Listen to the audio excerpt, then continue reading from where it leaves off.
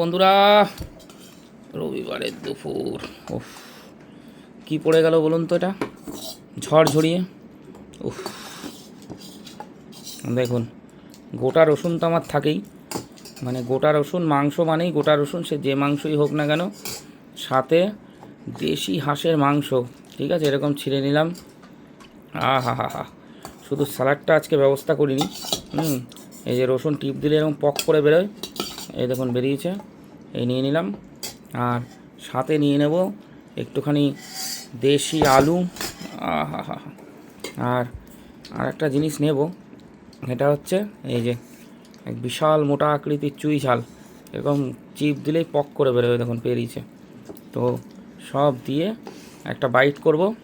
তো রবিবারের দুপুর মানেই সোমনাথ বিশ্বাসের কাছে একটা জমকা ব্যাপার, ঠিক আছে। আর বাসমতি চালের ভাত, আহা হা।